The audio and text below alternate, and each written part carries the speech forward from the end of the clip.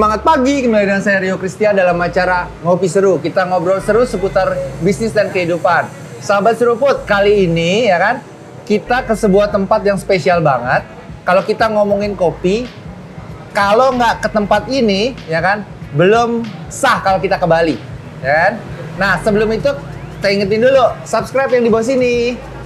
Oke, YouTube channel Rio Christian, ditunggu like dan komennya untuk setiap episode yang tayang.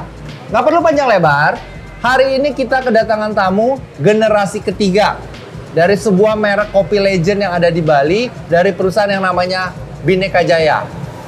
Ko Wirawan Cahyadi. Ko salam covid ko. Salam. Ko tos ngopi dulu ko. Ya, bintang tamu kita kali ini adalah Bapak Wirawan Cahyadi atau biasa dikenal dengan Ko Wewe. Beliau adalah generasi ketiga dari perusahaan keluarga Bhinneka Jaya, seorang produsen kopi dengan merek kopi kupu-kupu bola dunia. Ya. Ko, thank you banget loh. Ya. Ini yang nonton, netizennya, kita istilahnya sebutnya sahabat seruput kok. Oke, thank you banget udah ngasih kita waktu, kesempatan untuk datang ke Bhinneka Jaya. Kita bisa minum kopi, bisa ngobrol, mau tahu banyak hal sebenarnya kok. Jadi anak muda yang penggemar atau netizen acara Ngopi Seru itu sering ngomong, Rio, lu bikin acara Ngopi Seru tapi nggak pernah ngebahas bisnis kopi sama orang. Terus lu kopinya kopi siapa yang sampai ini lu minum? Makanya kemarin akhirnya saya hubungin teman saya, ternyata teman Koko juga, minta waktu Ko Wewe untuk hadir di acara Ngopi Seru. Kok ada yang mau disampaikan kok untuk teman-teman sahabat seruput yang ada di rumah kok? Halo para sahabat seruput yang ada di rumah, nama saya Wirawan. Dengan saya dari perusahaan Bhinneka Jaya yang sudah berdiri sejak 1935. Saya mengucapkan halo aja. Ko Wewe, Ya. ini kalau ngomong kopi ya kan, Bhinneka Jaya ini legend banget. Ya. Dari tahun 1935. Boleh cerita sedikit kok? Inspirasinya waktu itu berarti kan di kakeknya Koko ya? Ya, betul. Kok bisa di zaman itu kepikiran gue mau bisnis kopi nih hari itu? Kan kita di Bali nih soalnya kok. Ya, saya kan termasuk pendatang ya, kakek termasuk pendatang dari Cina ya, dari Cina. Terus pada 1935 kan Bali masih sepi. Sebenarnya bukan pertama kita adalah jual jajan di pinggir jalan kakek saya sama nenek saya. Jual jajan pinggir Iya, jalan, oke. Habis itu pikir setelah mungkin dari sana kita dapat duit, kita buka toko. Toko sebenarnya toko kelontong dulu. Oke. Bukan hanya sekedar kopi aja, kita jual gambir, agen teh cap daun, agen wing dulu, dan agen B29 sabun-sabun gitu. Oke. Sama sedikit Intinya kopi. semua jualan ya. Jualan, Yang penting toko hidup. kelontong, ya. Oke. Terus? Dan setelah itu saya pikir-pikir ngapain kita menjual produk orang lain gitu loh. Mending kita buat Kopi. konsentrasi di kopi aja gitu loh. Sejak itu memang pabrik didirikan di Bank CIMB dulu, itulah pabrik yang pertama kita. Oke. Dan karena tahun itu setelah tahun mungkin 70-an pemerintah nggak boleh ada pabrik dalam kota, kita pindah ke Pulau Moyo. Itu ceritanya. Oh, awalnya tuh di tengah kota berarti Di tengah pabrik kota, kopinya Bhinneka iya. Jaya, baru pindah ke Pulau Moyo. Iya, betul. Terus kenapa dulu kepikiran kakeknya Koko itu mereknya itu lucu banget, kopi Bali kupu-kupu bola dunia. Pertama kan sebenarnya kakek saya namain kopi kupu-kupu. Kopi kupu-kupu. Kupu. Tapi Oke. setelah kita mau di hak patenin, ternyata sudah ada yang make kupu-kupu itu, mungkin dari Bandung tuh perusahaan kopi Oke. dari Bandung, terus makanya dipakai kupu-kupu bola dunia biar kopinya mendunia gitu. Oh, Itu ceritanya. Iya, sahabat seruput. Jadi udah dengar tuh kenapa asal mulanya namanya ya kan kopi kupu-kupu bola dunia ya biar kopinya mendunia. Nah, tuh dari generasi pertama terus ke generasi kedua dan sekarang ke generasi ketiga. Otomatis kan yang namanya produksi kopi berkembang sistem produksinya. Tapi menarik, Bhinneka Jaya dengan merek ini sampai hari ini masih tetap bertahan. Yang lain tuh banyak yang tewas. Ya. Gimana kok caranya dulu dari generasinya Koko sampai hari ini? Apa yang dilakukan? Mungkin dari dulu sejak kakek ke ayah saya itu punya sistem yang sama. Dari ayah ke saya mungkin sistemnya beda. Oke. Dan menurut saya itu kopi itu hanya dua macam aja, Arabica dan Robusta. satunya Robusta. Oke. Gimana kita mengolah produk itu menjadi puluhan macam. Dari jenis kopi itu ada Arabica Kintamani, Arabica Toraja. Dari sana saya mau diferensiasi, jadi produk kita banyak. Karena Indonesia ini kayak kopi. Benar. Benar, itu benar. poin dari sana. Orang misalnya kalau Anda banyak kan mungkin menjual 2 produk nggak mungkin bisa laku di supermarket. Kalau kita banyak choice dan banyak pilihan. Jauh lebih menarik. Nah, artinya gini, Bhinneka Jaya ini penting nih, nggak cuman bahan baku kopinya dari Bali doang. Bukan. Berarti dari seluruh provinsi yang ada di Indonesia yang tadi Koko bilang kaya kopi itu masuk ke sini untuk diolah. Ya. Oke, berarti kan tadi Arabica Robusta di mix, di Berat. blend menjadi sebuah produk-produk. Banyak Arabica, Robusta kita blend bisa, 3-4 macam Arabica juga kita ngeblend. Dan karena makin lama mungkin kopi itu makin banyak taste-nya, supaya kayak ada rasa honey, ada natural proses. Makin lama zaman dulu nggak ada. Sekarang bisa petani itu pintar-pintar semua bisa memproses semua cara-cara kopi. Oh, iya. Nah, oke. Terus kalau ngomong hari ini kan udah beda nih. Sekarang ini generasi muda milenial tuh udah banyak yang suka kopi kok. Tuh. Justru kalau nggak ke sini, nggak ke tempat Sahabat Seruput, saya ini lagi di kedai kopinya Bhinneka Jaya yang ada di Gajah Mada, sebuah tempat yang legend banget, bangunan yang tua tapi kaya dengan sejarah. Ini banyak banget loh dari berbagai daerah yang duduk di sini cuma sekedar untuk ngopi. Apa yang mereka cari kok? Nilai sejarahnya atau apa? Itu unik banget. Mungkin karena Kota Denpasar termasuk kota heritage, jadi mereka suka duduk di sini. Nomor 1, nomor 2 memang harga kopi kita memang terjangkau untuk semua masyarakat dengan harga mungkin kopi cappuccino 18.000 itu masih terjangkau dibandingkan dengan Starbucks 40-50 ribu itu jauh lebih terjangkau. Betul. Jadi untuk kalian nih yang hari ini main di industri kopi atau coffee shop ya kan, ternyata beliau nih masternya. Beliau ngomong harga, ujungnya tetap ke harga. Tetapi kalau ngomong harga murah, tetap kualitasnya gimana Pak? Kalau kualitas kita terjamin masalahnya, karena kan kita ada standar ISO. Ya, berarti ada standar ISO. Oh, berarti ini semua produknya kopi Bali kupu-kupu bola dunia nih perhatiin juga manajemen untuk standar ISO-nya? Iya. Dan Oke. memang kita beda kita dengan kopi home industry itu sangat beda, karena mesin kita itu kalau home industry itu semua digoreng dalam satu wadah. Jadi kulit, debu, pecahan kopi semua kecampur. Sedangkan zaman sekarang mesin itu bisa misahkan antara debu, kulit dan yang kopi yang pecah-pecah itu terpisah semua. Jadi kan kualitas terus terjamin. Dan sebelum kopi juga keluar ke masyarakat, kita selalu QC, tes untuk Tetap masih? masih. KWW masih tetap tes dulu? Apalagi kita ke hotel-hotel kan kita kebanyakan kita udah tes sudah oke. Kalau hotel komplain kita kan nggak mungkin bisa komplain, berarti mereka yang salah cara buatnya. Kan banyak macam cara. Artinya di hotel itu juga diedukasi? Edukasi. Untuk caranya Cara mengolah membuat, kopi? iya. Oh. Tapi kebanyakan hotel tuh baristanya gantian terus, jadi nggak bisa konsisten. Oh, makanya Cara tidak membuat stabil kopinya ya? Tidak stabil. Kualitasnya Bukan ya? salah kita, karena kita kopi sebelum keluar dari pabrik sudah saya QC. Udah satu yang kopi yang terenak. Nah, udah. kalau ngomong kopi ini menarik nih. Kalau kita ngomong kopi, ternyata nggak sembarangan. Misalnya gini, gue beli kopi, gue gue terus kasih air panas gitu aja, atau sebenarnya taktik ada proses itu menentukan rasa selain hasil, selain bahan bakunya.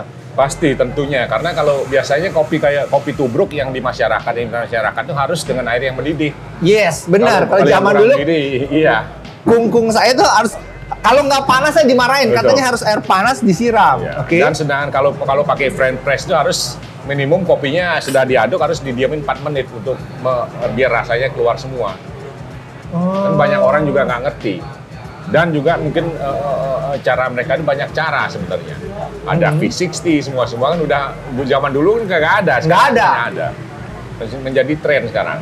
Oke. Nah, kalau ngomong seperti itu, tadi menarik nih, Bhinneka Jaya di bawah KWW juga masuk untuk ke hotel-hotel. Iya. Pertanyaannya gini, di image di masyarakat, kopi Koko itu biasanya menengah bawah. Ya. Orang taunya kebanyakannya kupu-kupu bola dunia itu orang-orang di kampung. Tapi Koko membawa ternyata ke visinya sesuatu yang baru ke hotel. Betul. Mereka mau nerima.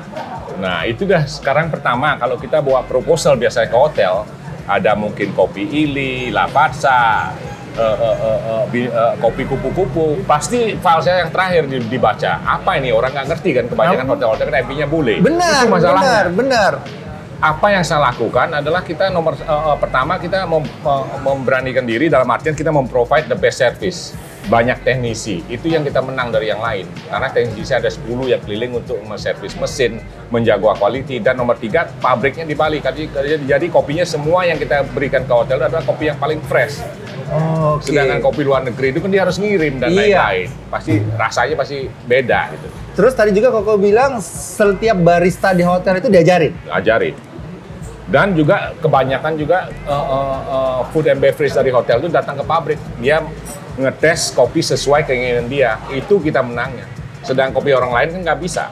Oh, artinya bisa menjadi lebih personal dong kopi tersebut untuk si barista dia bisa ngetes. Iya, dan jadi kebanyakan kayak mungkin ada Four Seasons, Grand Hyatt Blend, Bali Hyatt Blend, Intercon Blend, semua mereka tergantung dari IP apa yang mereka sukai. Kempinski Blend juga ada.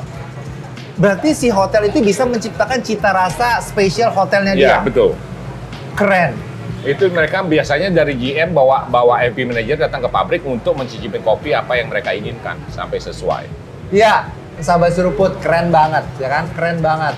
Kenapa sebuah merek lokal, ya kan, kupu-kupu bola dunia bisa bersaing dengan merek-merek internasional? Itu tadi, beliau bilang pelayanan servisnya beliau, kemudian cara beliau untuk mengedukasi setiap customernya, itu rasa percaya diri itu penting. Jadi kalau sahabat seruput punya sebuah produk yang bagus, ya kan, bikin kualitas layanan produknya bagus, maju aja, berikan coba kepada calon customernya experience-nya. Yang tadi seperti dibilang, setiap hotel keren banget bisa menciptakan kopi yang rasa yang dia mau, ya, sehingga masing-masing beda. Padahal sebenarnya ingredients produknya fresh banget dari Bali. Oke, kita udah ngomong produk. Sekarang ngomong distribution penjualan. Iya. Kalau ngomong produknya Koko, Bhinneka Jaya ini cuma ngandelin dari lokal, Bali, atau juga jualan sampai keluar Bali? Kita jualan sampai keluar Bali, selain di Bali. Tapi kebanyakan juga produk kita lakunya di Bali. Oke. Dalam artian karena di Bali ini kopi kita mempunyai cita rasa sendiri, maka penduduk lokal di Bali ini sangat suka dengan produk kita. Oke. Kalau ada kita penjualan di Surabaya juga ada, Jakarta juga, tapi kan jumlahnya kecil. Tetap berarti persentasenya paling besar di Bali. Nah, kalau ngomong persentase yang paling besar ada di Bali. Ini menarik. Tadi Koko bilang kopi yang ada di Koko jual kebanyakan juga dari Sumatera. Koko olah lagi di sini. Nah, kok orang-orang dari luar Bali itu kan pada istilah ini, orang Sumatera, gue liburan ke Bali, tiba-tiba ketemu, kopinya kopi Sumatera. Kok dia tetap mau beli? Bukan, kita ciptain kopi Sumatera sebenarnya untuk turis. Oh, I see. Ada kopi Sumatera, kopi Toraja. Kopi Toraja itu diminatin orang Jepang. Kopi Toraja itu suka orang Jepang. Terus? Sumatera orang Taiwan suka. Turis-turis Cina itu suka. Maka kita bedain, sedangkan luar itu semua orang suka. Dari Rusia, dari Jepang, itu makanya itu kan beda-beda rasanya. Kenapa saya ngeluarin kopi Toraja, Sumatera, dan lain-lain itu karena itu. Karena kita banyak turis di Bali. Oke, artinya gini, kalau saya bener nggak kok, insight yang saya dapat bahwa KWW berusaha mencoba membawa merek KWW kupu-kupu bola dunia ini ke internasional. Karena kita Bali ini hub internasional, setiap turis luar negeri berarti dia nggak perlu mau kopi Toraja, nggak perlu ke Toraja, datang ke sini. Mau kopi dari Sumatera nggak perlu harus datang ke sini. Oke. Kalau orang Australia sukanya apa kok? Kopi Bali Gold yang kita punya, ini mungkin yang ini ya suka. Karena ini ada blend 3 macam Arabica. Oke. Jadi itu yang paling laris di semua turis lah, semua lini juga, Jepang juga suka, Australia juga suka. Oke. Nah, kalau orang cuma mesen kopi doang, hari kayak begini biasanya orang juga harus ada makanannya kok. Ya. Saya tahu Bhinneka juga ngembangin untuk industri kuliner. Ya. Cafe Kopi Bali yang ada di Sanur. Konsepnya apa kok? Western food. Akhirnya kan ngopi atau bisa sambil makan. Konsepnya apa? Itu juga legend loh yang di sana. Dalam artian begini loh, karena kita mungkin dari experience saya dari 93 udah ke hotel-hotel itu mereka tuh nggak percaya bahwa kopi Bali Bhinneka ini bisa buat kopi, maka saya bukalah Kopi Bali House di mana saya menciptakan berbagai macam rasa dan minuman untuk itu. Ini buktinya bahwa kita bisa dari sana. Dan memang sampai itu kita jual western food dan lain-lain. Berarti artinya mau bilang kan, gue nggak cuma bisa jualan produk. Kalau lu mau gue bisa bikin juga, lu coba. Iya, itu poinnya. Oke, menarik. Nah, KWW, Ya. ini sekarang lagi pandemi COVID. Semua usaha, termasuk saya di perbankan lagi stres, pusing. Tapi ya, life must go on lah, harus tetap berjalan terus. Pertanyaannya gini, omset sekarang yang datang ke sini nih lagi ngopi, ngalamin perubahan turun atau gimana? Pasti turun lah, ya gimana. Dulu mungkin pada sehari mungkin bisa 150 cup, sekarang mungkin 50 cup ya udah bagus. Dan jamnya saya ini biasanya dikurangin. Oh, Itu berarti masalahnya. sehari itu dulu bisa 150 cup Ya, sehari. Oke. Kalau gitu ya menarik nih, gue juga mau dagang kopi. Kalau sehari 150 cup, tadi beliau bocorin harga 14.000 sampai 28.000. Lu hitung sendiri pakai kalkulator, tapi gross ya, di luar penjualan yang bahan. Bener ya kok ya? Tuh. Gua kulik dikit-dikit ya kan? Oke. Gini kok. Kalau cuma dagang kopi doang, kayak tadi Koko bilang, semua orang bisa. Tinggal ngambil dari petani kopi, lu olah, ngeblend segala macam jadi kopi. Tetapi kalau kita nih anak muda, kalau mau usaha di bidang kopi harus gimana sih kok? Apakah cuma yang penting jualan produk? Apa harus kreatif? Harus gimana kok? pertama harus ngerti produk, ngerti kopi dulu. Kopi itu kan banyak macam untuk membuat blend yang tersendiri. Artinya Gitu ya. knowledge-nya harus tahu. harus ngerti. Oke, terus? Dan yang goreng itu yang paling penting, roaster yang paling penting. Karena kopi kalau telat semenit rasanya beda, lebih kurang 1 menit rasanya juga beda. Itu pengaruh rasa semua. Makanya untuk ngerti mau jualan kopi itu harus yang paling penting adalah tukang gorengnya dulu, roasternya dulu. Itu yang megang peranan dari semuanya. Kalau nggak gitu kualitas rasanya akan naik turun. Pasti naik turun, nggak bisa konsisten. Oke, rasa, ya kan, tahu knowledge-nya, Ya. ya. Ketiga apa kok? Harus kreatif, apalagi? Kreatif, dalam artian kopi kan banyak macam. Makanya kan saya buat harus banyak blend. Maka saya buat Best of Indonesia, Best of Bali itu kreatif. Dan juga punya banyak starving artis lah di Bali. Kenapa nggak kita gunakan sebagai buat lukisan kopi, seperti mungkin yang di sini. Dari kopi, parfum kopi, sepatu kopi, apapun yang zaman sekarang biar bisa dijadiin inilah produk. Artinya penting, menarik banget, keren. Generasi muda, bahwa sahabat seruput, lu jualan kopi jangan cuma fokus sama beans atau bubuk kopinya, jangan cuma juga jualan cup kopinya juga, tapi kalau lu bisa kasih nilai lebih atau nilai tambah berupa produk-produk sampingannya, itu juga bisa nambah omset. Kayak tadi beliau, kita hari ini di Bali, industri kreatifnya orang Bali itu jago banget bikin karya seni, bikin lukisan, bikin parfum, ya bikin banyak hal, tapi ada hubungannya sama kopi. Ya. Ya kok ya. Oke. Nah, ngomong distribusi udah, ngomong hari ini pandemi COVID udah. Sekarang kita ngomong futures, masa depan. Kok udah senior. Ya. Bhinneka Jaya udah 3 generasi.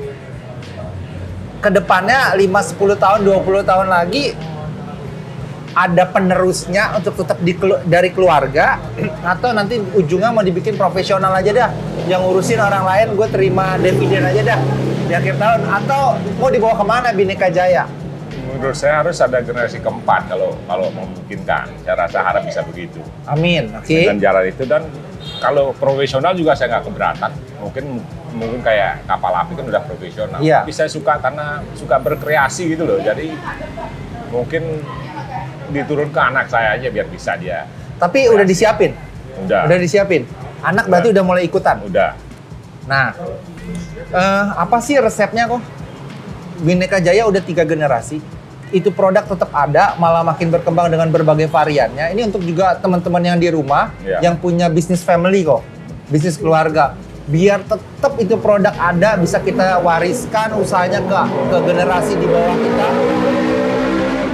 Resepnya seorang KWW apa? Untuk biar bisa usaha keluarga itu tetap langgeng. Nomor 1 harus ngerti kopi, harus mencintai kopi. Itu yang resepnya, biar dia ngerti. Karena membuat kopi semua orang bisa, tapi kalau nggak mencintai itu nggak bisa. Dalam artian apanya, buat apa kegunaannya, semua banyak macam, itu resepnya itu. Dan anak itu memang harus saya didik, dalam artian harus setiap hari ikut saya untuk nyobain kopi.